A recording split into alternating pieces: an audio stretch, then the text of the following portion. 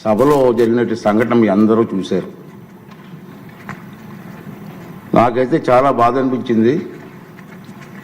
ప్రజాస్వామ్యంలో మన రాష్ట్రంలో ఉన్నతమైన సభ ఈ సభ.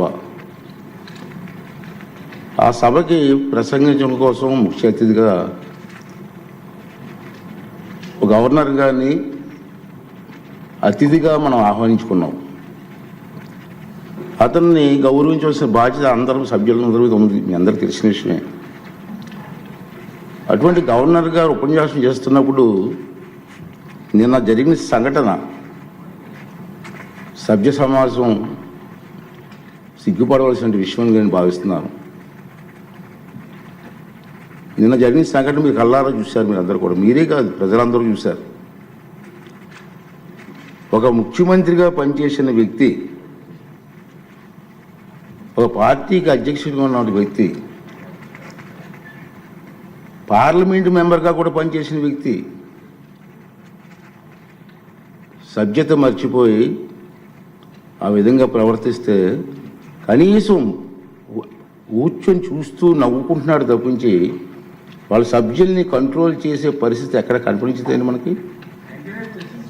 పైగా ఎంకరేజ్ చేస్తాడండి. ఇది సాంప్రదాయం అండి, ఇది సాంప్రదాయం అంటాట. సాంప్రదాయం ఏంటండి? ఒక ఉన్నతమైన వ్యక్తిని అగౌరవపరిచే విధంగా ప్లే కార్డ్స్ పట్టుకొని రావడం, కాగితాలు చింపి పోడియం మీద విసిరారు. అంటే గవర్నర్ మాట్లాడుతూ ఉంటే గవర్నర్ మీద, ఇది పద్ధతి కాదు. ఈ సాంప్రదాయం అంటాడు. ఏంటి సాంప్రదాయం నాకు అర్థం కాదండి. ఇది పద్ధతి కాదు, ప్రజాస్వామ్యం ఇది మంచి పద్ధతి కాదు. పైగా అతనికి ఆలోచన లేకపోయినా పక్కనే ఉన్నటువంటి సీనియర్ మెంబర్ బొత్స సత్యనారాయణ గారికి కూడా ప్రోత్సహించారు. వారైనా ఇది తప్పు అని చెప్పే పరిస్థితి లేదు. ఇటువంటి సంఘటనలు రాబోయే రోజులు జరగకూడదు అనేది నా తాలూకు ఆలోచన విధానం. మీరందరూ కూడా గమనిస్తూనే ఉన్నారు. ఇది ఎందుకు చెప్తానంటే ఇప్పటికైనా విజ్ఞతతో ప్రవర్తించాలని చెప్పి ఆ సభ్యులందరినీ కోరుకుంటున్నాను. సభ ద్వారా ప్రజాస్వామ్యం పెద్దలు మనకు ఎంతో ప్రజాస్వామ్యాన్ని ఇచ్చారు, రాజ్యాంగాన్ని ఇచ్చారు. రాజ్యాంగానికి అనుగుణంగా మనం ప్రవర్తించాలి తప్పించి మన ఇష్టం వచ్చిన మాట్లాడుకుంటాం.